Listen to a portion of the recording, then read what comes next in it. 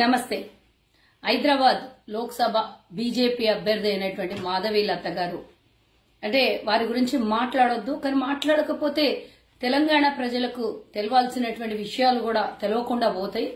దాన్ని మూసేద్దాం, కప్పేద్దాం అనే ప్రయత్నం చేసినా కూడా మనం చెప్పకుండా ఉండకపోతే గనక నిజంగానే అన్యాయం చేసిన వాళ్ళం అవుతాం. కాబట్టి 2-3 ముక్కలు ఆవిడ గురించి చెప్పాలని నేను మీ ముందుకు వచ్చాను.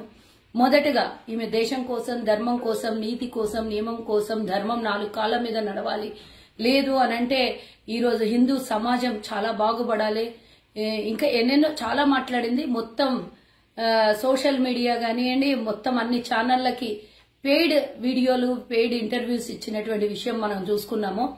దాని విషయమే ఇప్పుడు లోక్సభ అభ్యర్థిగా ఉంది కాబట్టి ఒక రాజకీయ నాయకురాలుగా, ముందు లేదంటే మేమేమి వ్యతిరేకించే వాళ్ళం కాదు, దీని విషయంలో మాట్లాడే వాళ్ళం కాదు. ఇప్పుడు ఒక అభ్యర్థిగా తన సొంతంగా ఏదో డబ్బా కొట్టుకునే ప్రయత్నం చేసింది. ఆ డబ్బా కొట్టుకునే ప్రయత్నంలో తనకున్నటువంటి అసలైన నిజాల్ని 2-3 ముక్కల్లో నేను చెప్తాను.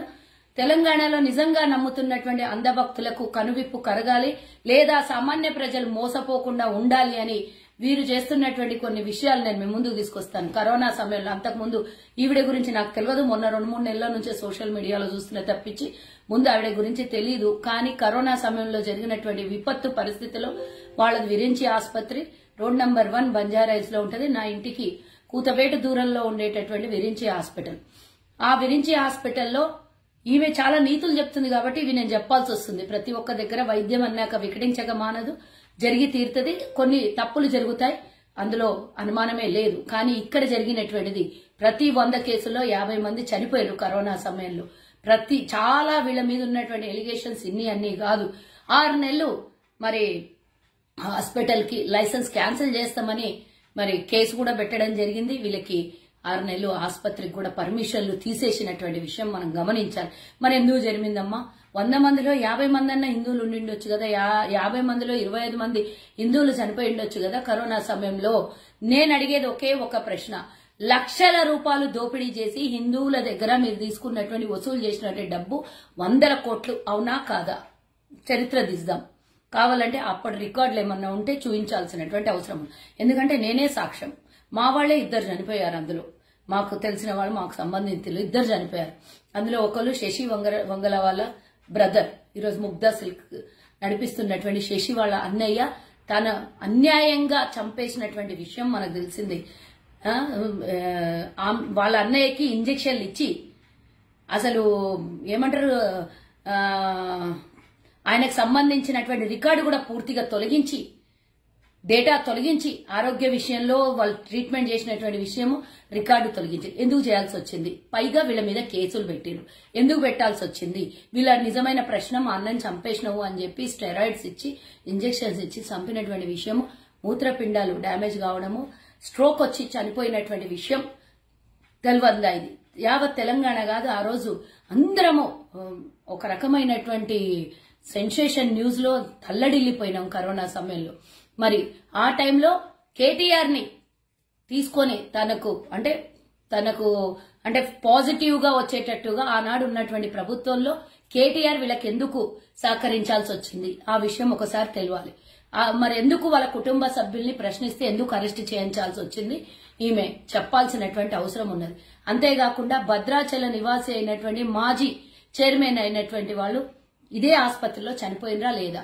మీరు నమ్మేటటువంటి శ్రీరామచంద్రుడు, మరి మేము కూడా కొలువు తీరిన దేవుణ్ణి మేము కూడా నమ్ముతాం, హిందువుల్ని మేము కూడా గౌరవిస్తాం.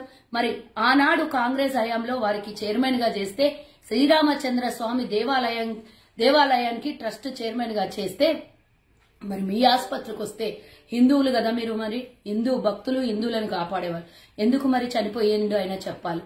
అన్యాయంగా 13 లక్షలు వసూలు చేసి చంపేసిన మాట వాస్తవమా అవాస్తవమా? మైల్డ్ కరోనాతో వస్తే మీ దగ్గరకు వచ్చి చనిపోయింది. ఇలాంటివి ఎన్నో కేసులు నేను 2 ఎగ్జాంపుల్ చెప్పిన. ఒకటి శశి వంగల వాళ్ళ అన్నయ్య, ఒకటి భద్రాద్రి దేవాలయం చైర్మన్, మాజీ చైర్మన్ అయినటువంటి వ్యక్తి గురించి. 2 మా వాళ్ళు నాకు బాగా క్లియర్ గా తెలుసు కాబట్టి చెప్తున్నా, తెలియని ఎన్నో ఉన్నాయి. ఇలాంటి ఆమె చాలా నీతి సూక్తులు చెప్తుంది. నేను అడుగుతున్నా, ఈరోజు ఆసుపత్రి హలోపతి నడుస్తుంది.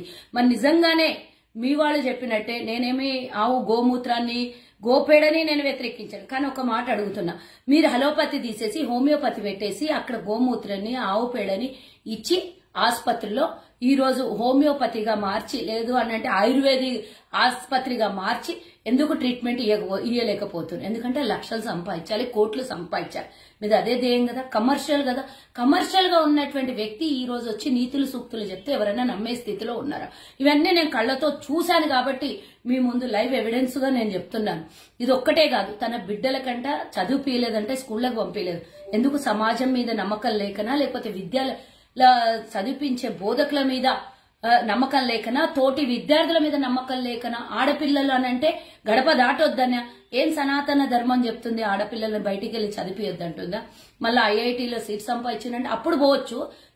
చిన్న పిల్లలు ఎల్కేజీ నుంచి 10th క్లాస్ వరకు చదివే పిల్లలు ఇంట్లోనే పెట్టి, అంటే నీలాగా నీకంటే డబ్బు ఉంది, అన్యాయంగా సంపాదించిన డబ్బు ఉంది, ఇంట్లో హోమ్ ట్యూషన్ పెట్టిస్తావు, హోమ్ స్కూలే ఏర్పాటు చేసుకోగలుగుతావు. మరి వేరే వాళ్ళు లేని వాళ్ళు పేదోళ్ళు ఇళ్లలో చదువురాని తల్లిదండ్రులు స్కూళ్ళకు పంపించొద్దా? ఎవరికి పంపించొద్దు? ఆడపిల్లలకు గాని ఎవరికి గాని స్కూళ్ళకు పంపించకండి అని చెప్తుంది. ఇట్లాంటి మాటలు మాట్లాడే వాళ్ళు ఈ రోజు ధర్మాన్ని కాపాడతాం, హిందూయిజాన్ని కాపాడతాం అని చెప్పేవాళ్ళు కేవలం ఎన్నికల సమయంలో బీజేపీ డబ్బా కొట్టి హిందువులను అడ్డం పెట్టుకుని, హిందూ సెంటిమెంట్లను అడ్డం పెట్టుకుని పబ్బం గడుపుకోవడానికి ఈ వీడియో వచ్చింది. నిజంగా హిందుత్వ భావన, హిందువుల మీద ప్రేమ ఉంటే ఎప్పుడో 20 ఏళ్ల కిందనే నువ్వు ఈ ధర్మాన్ని, నువ్వు మీ పిల్లల్ని ఏ విధంగా పెంచినావు అప్పుడే నువ్వు ప్రజలకి చెప్పడానికి బయటకు వస్తుంటివి. నేను ఈ మధ్య తప్పించి ఇంతకు ముందు ఎన్నడూ చూడలేను నేను. కానీ గతంలో నువ్వేం చేసేదానివి అందరు చెప్పారు, కానీ నేను నా నోటితో నేను చెప్పదలుచుకోలేదు. నువ్వు ఈ రోజు లిప్స్టిక్లు పెట్టుకోవద్దు, లిప్స్టిక్లు ఎందుకమ్మా ఇవన్నీ నీకు? మహిళల గురించి మాట్లాడటము నువ్వు పాటిస్తే నీ ఇంటి వరకు ఉండు. ఎదుటి వాళ్ళని నువ్వు కించపరిచే విధంగా మాట్లాడితే నేను ఎందుకంటున్నా అంటే నువ్వు గతంలో ఏం చేసేదానివే, ఏ సలూన్లో ఏం చేసేదానివే నేను నీకు మరి ఇంతకన్నా